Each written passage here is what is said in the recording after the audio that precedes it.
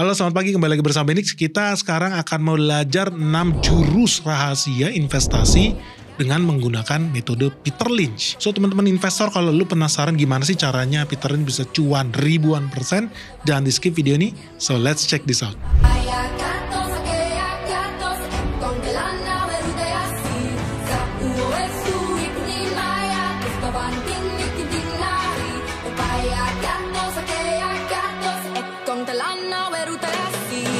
Kalau lu followers Jati Benix, pasti lu udah tahu dong tentang investor legendaris di dunia yang namanya Peter Lynch. Dan Peter Lynch ini udah sering kali gue bahas berulang-ulang di channel Benix ini. Kenapa dia legendaris? Jadi Peter Lynch itu kerja buat perusahaan investasi yang namanya Fidelity, dan dia dikasih kepercayaan untuk memegang salah satu reksadana yang kecil tidak populer yang namanya Magellan's Fund.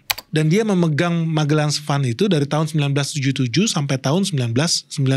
Apa yang bikin dia luar biasa? Banyak kok manajer investasi di luar sana. Apa yang buat Peter Lynch ini berbeda? Bahwa apa? Selama dia bekerja di Magellan's Fund itu, dia ternyata bisa konsisten mengalahkan pertumbuhan S&P 500 sampai 2 kali lipat. Jadi S&P 500 ini kumpulan saham-saham beken lah di Amerika. Kalau di Indonesia kayak LQ45 lah. Jadi kalau misalnya LQ45 setahun bisa tumbuh cuma 7%. Peter Lynch itu dalam 1 tahun bisa tumbuh 29% lebih. Dan ini dia lakukan secara konsisten setiap tahun.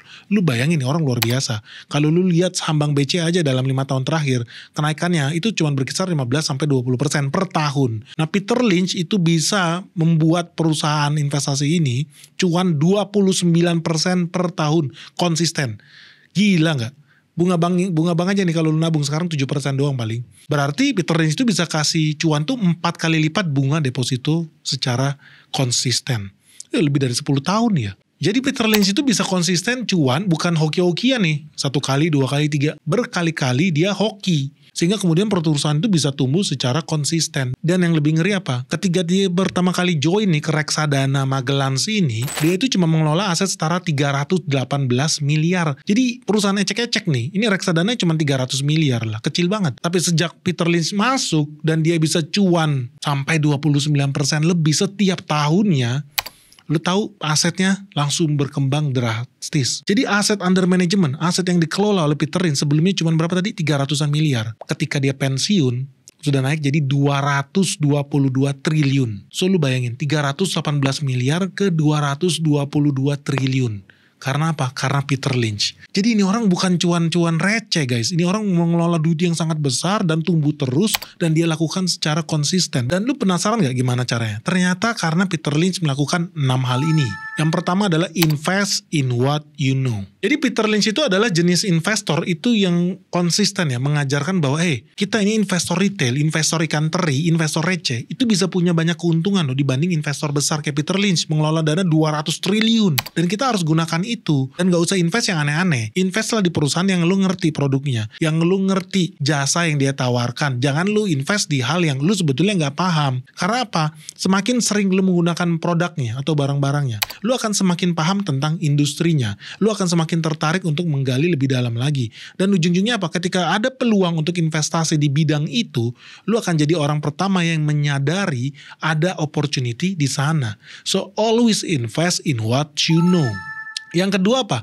Mindset long term investing. Peter Lynch ini bukan jenis investor yang hobinya apa jual beli saham seperti trader atau scalper, enggak. Dia punya mentalitas buy and hold. Selama perusahaannya bagus, story-nya masih bagus, sesuai skenario yang dibikin, dia akan selalu pegang saham itu dalam jangka panjang. Kenapa begitu? Karena Peter Lynch itu orang yang berpikir bahwa lu percuma berusaha menebak-nebak market besok apa, nanti sore gimana, besok siang naik apa turun, enggak. Itu mentalitas trader. Dan ujung-ujungnya apa? Bukannya lu tambah cuan, malah yang ada transaction cost lu makin tinggi, alias apa? Habis dengan biaya transaksi. Lu jangan kaget ketika lu transaksi itu lu bayar pajak lu bayar biaya buat sekuritas lu dan lain sebagainya. Jadi lu udah cuan cuma 1%, 0,5%, jangan-jangan fee lu udah jauh lebih mahal daripada itu. Jangan sampai itu terjadi. So itulah kenapa Peter Lynch mengajarkan untuk punya mentalitas investasi jangka panjang, buy and hold. Dan belilah perusahaan yang punya fundamental yang bagus.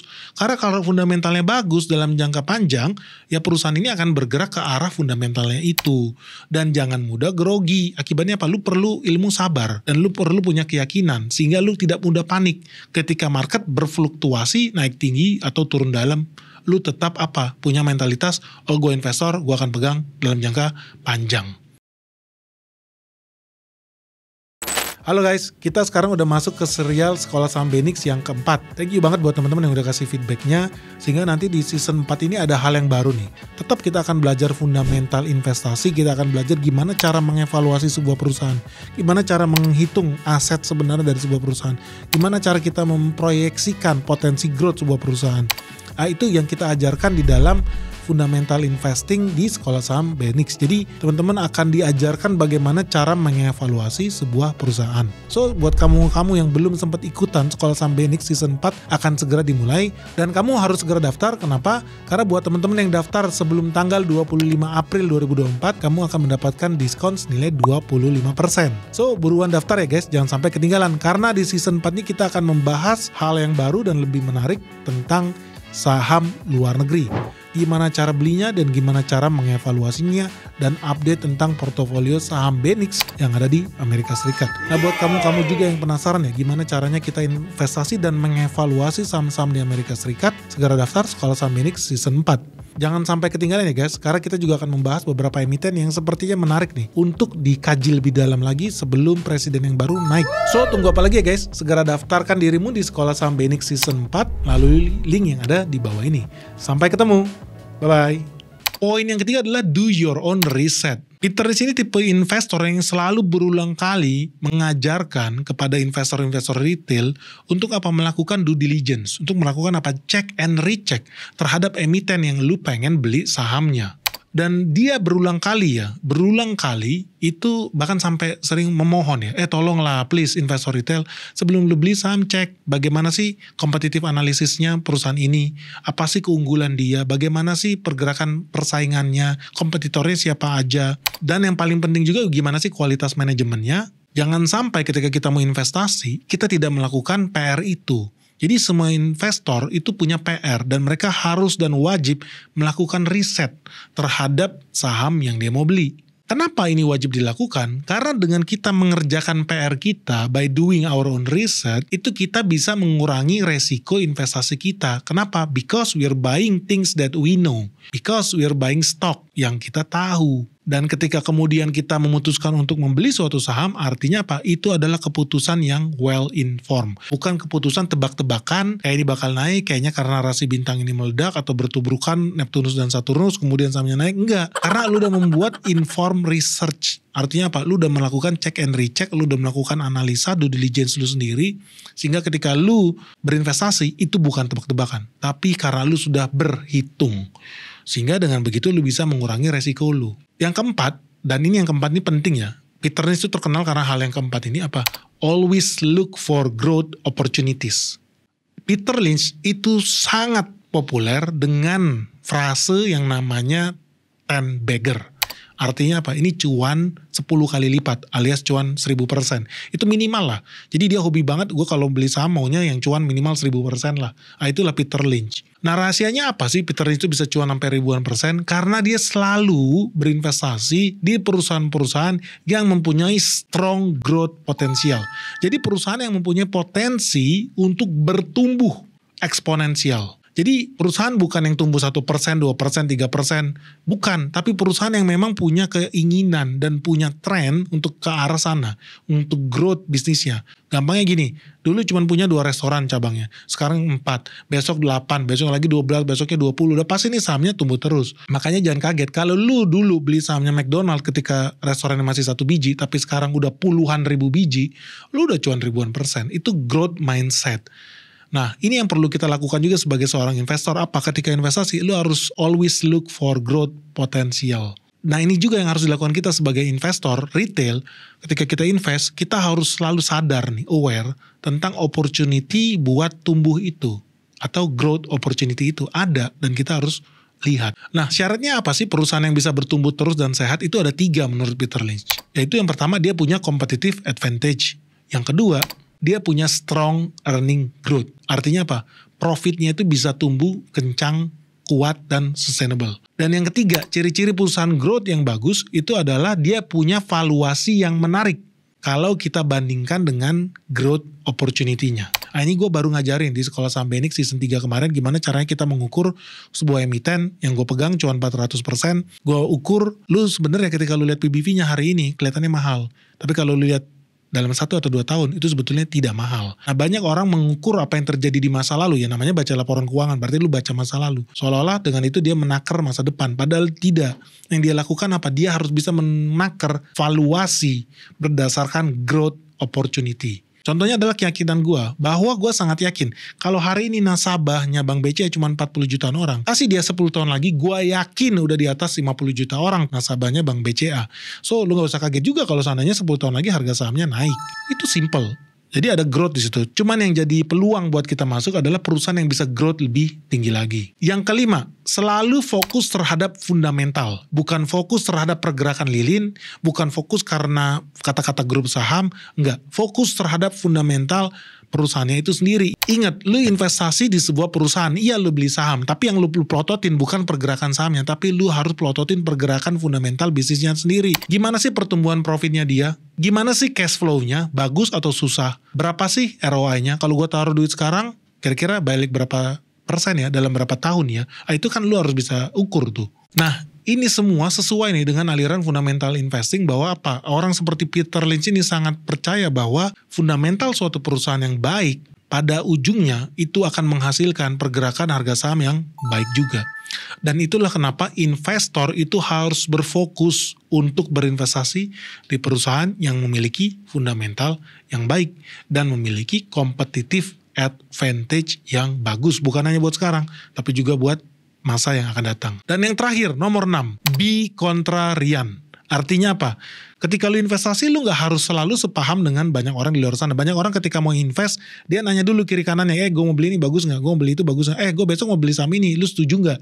Lah aneh, duit dia, tapi dia ketika mau invest, dia tanya kiri kanan atas bawah. Salah. Ketika dia merasa banyak orang yang sepakat dengan dia, berarti dia benar. Padahal salah. Banyak sekali keputusan investasi itu yang orang pikir kalau konsensus mayoritas makhluk planet bumi ini setuju, berarti saya adalah manusia yang hebat. Berarti keputusan investasi saya tepat. Padahal enggak. Lu harus berani menjadi orang yang kontrarian. Kontrarian apa? Berbeda pandangan dengan khalayak pada umumnya. Ketika zaman dulu gue investasi di saham-saham yang menurut orang jelek. Saham-saham yang ternyata harganya cuma gocap. Ya, saham perbankan, lu tau lah. Dunia bank digital, ternyata kemudian gue bisa cuan gede 500%, 600%, bahkan ada yang ribuan persen dari saham-saham bank digital. That's it. Atau ketika gue beli dari saham-saham perusahaan yang berhubungan dengan penerbangan dan kemudian bisa cuan ratusan persen. Aneh nggak? Ya kata orang tuh aneh, gak ada yang pernah denger Ben nama perusahaan itu, tapi ternyata apa ya, perusahaannya naik. Dulu ekuitasnya cuma berapa? 500 miliar, sekarang udah berapa? Udah triliunan. Artinya apa? Mereka ini punya growth-nya itu strong dan itu konsisten setiap tahun. Dan ini yang gue lakukan, bahwa apa? Gue punya mindset ketika gue berinvestasi itu karena keputusan dan analisis gue sendiri, bukan karena kata orang, enggak. Dan gue gak pernah cross check, gue bener gak beli saham? Lu beli saham itu gak? Menurut lu saham ini bagus enggak? Gue lakukan berdasarkan hasil riset gue sendiri, dan ketika banyak orang yang gak setuju sama gue justru makin senang. Kenapa? Karena gue yakin, artinya mereka akan bergerak ke arah yang sudah disetting oleh bandar. Jadi banyak orang ketika mau beli saham atau apa ngecek ujung-ujungnya apa, beritanya yang nyebarin siapa? Bandar. Ujung-ujungnya apa? Lu memperkaya bandar, bro. Kalau gue selalu ambil posisi yang berseberangan. Kalau bandar bilang beli, gue jual. Kalau bandar bilang jual, gue beli. Dan yang paling seru apa ya? Gue hobi banget beli saham-saham yang jarang sekali dilirik oleh bandar atau big fund. Karena kalau big fund udah masuk, harganya udah naik meroket tinggi alias kemahalan. So gue sekali lagi sangat setuju ya dengan keputusan investasi Peter Lynch yang sering kali kontrarian. Jadi bahkan buat Peter Lynch sendiri dia sering kesulitan karena dia sering dimarahin dulu sama bosnya yang punya Fidelity itu, karena orang-orang pada beli saham A, dia malah beli saham B, sehingga kemudian dia dimarahin. Tapi at the end of the day, namanya juga investor. Kemudian terbukti bahwa keputusannya tepat, bahwa nggak harus selalu lu mengikuti tren. Lu harus bisa lebih dulu dari tren, atau bahkan lu bisa belajar membedakan manakah saham-saham yang populer tapi cuma dalam jangka pendek, atau manakah saham-saham yang sebetulnya sedang menabung potensi growth-nya untuk di masa yang akan datang. Sehingga ketika kemudian lu beli sekarang di harga yang sangat murah, tidak menarik, jelek, itu sebetulnya apa? Harta yang terpendam. So apa artinya di sini? Harus percaya diri menjadi kontrarian. Jangan punya moralitas atau mentalitas herding behavior, ikut kata orang, enggak. Lo harus cek and recheck. Karena kalau udah begitu banyak orang yang ngomongin saham itu, percayalah guys, bandar udah ada di situ duluan. Baru lu ikut datang. Lu cuma datang cuma buat dia biar check out. So, teman-teman, ini adalah ilmu investasi yang diajarkan oleh Peter Lynch. Gua rangkum di sini ada 6. Yang pertama apa? Invest in what you know. Jadi belilah saham-saham yang lu mengerti bisnisnya atau lu pakai produknya. Yang kedua, selalu punya perspektif jangka panjang, bukan perspektif trader, detikan, harian, bulanan. No, don't do that. Lu punya perspektif jangka panjang. Lu harus selalu bayangkan gini. Kalau gue beli saham ini tiba-tiba nyangkut 3 tahun atau 5 tahun, gue berani tahan gak ya? Kalau seandainya lu bilang, gue gak berani pegang saham itu 3 tahun, 5 tahun, berarti lu mendingan gak usah beli itu saham. Karena nanti lu gampang panik kalau dia anjlok. Nah yang ketiga, harus kerjakan PR-mu. Apa? Ya do your own research. Jadi harus mau check and recheck ketika lu mau beli saham atau emiten apapun itu. Yang keempat, fokus terhadap opportunity untuk growing. Dan ini gue sering gue lakukan bahwa apa? Gue beli perusahaan yang jelek sekarang karena gue tahu dia punya opportunity for growth. Makanya gak usah heran kalau gue sering banget cuan 300-500% itu standar lah. Bahwa apa? Yang gue invest itu bukan kondisi hari ini. Salah bro. Gue selalu invest untuk kondisi di masa depan. Contohnya apa? Ketika gue invest di bank digital, itu Bank Indonesia dan OJK bahkan belum mengeluarkan regulasi tentang bank digital. Bahkan izin buat bank digital aja belum ada. Karena belum ada bank digital saat itu. Tapi gue udah masuk beli ke sana. Karena gue yakin dan percaya suatu saat itu akan dikeluarkan regulasi dan perizinan untuk bikin bank digital dan saham-saham ini bakal meroket. Ya udah ketika meroket gue jual dan kita cuan banyak. Sangat mudah investasi itu, apalagi kalau lu mau mengerjakan PR lu. Yang kelima, selalu fokus ke fundamental. Bukan ke harganya, bukan ke chartnya, bukan ke pola lilinya, dan lain sebagainya. Itu nggak penting. Yang penting apa? Fundamental bisnisnya. Itu lu harus evaluasi berulang-ulang. Dan yang terakhir, yang keenam, lu harus berani berbeda pendapat. Lu berani berbeda pendapat dengan kebanyakan orang. Berbeda pendapat dengan manajer investasi lu, berbeda pendapat dengan bandar lu atau grup saham lu. Lu harus berani untuk berbeda pendapat, lu harus berani buat ambil keputusan investasi yang tidak umum. Mungkin orang bilang lu gila atau lu tolol, lu logis. Contohnya gue. Ya ketika gue invest di bank digital, orang pada bilang si Benix ini tolol banget. Orang BI aja belum ngeluarin izin bank digital. Belum ada regulasinya. Lu udah beli sahamnya. Kan aneh, tolol banget. Gimana kalau gak dikeluarin? Tapi ternyata sejarah membuktikan kata lain. Sekarang udah banyak orang buka deposito pakai handphone. Udah banyak orang bayar pakai handphone. Transfer duit pakai handphone. Masa depan adalah bank digital. Dan sekali lagi ini bukan rekomendasi buat jual beli bank digital ya. Karena udah lewat pun trennya itu sendiri. Nah kalau kamu gimana? Kamu tertarik gak buat kita bahas lebih dalam lagi tentang Peter Lynch? Atau sebaiknya kita bahas jurus-jurusnya Warren Buffett dan Charlie Munger aja? Gimana tanggapan kamu tentang metode investasi Peter Lynch? Itu metode investasi yang benar atau menurutmu kebablasan? Itu orang terlalu gila dan banyak salahnya. Jangan lupa like, share, dan komen di bawah ini. Semoga video ini bermanfaat. Salam sehat, salam cuan, bye-bye.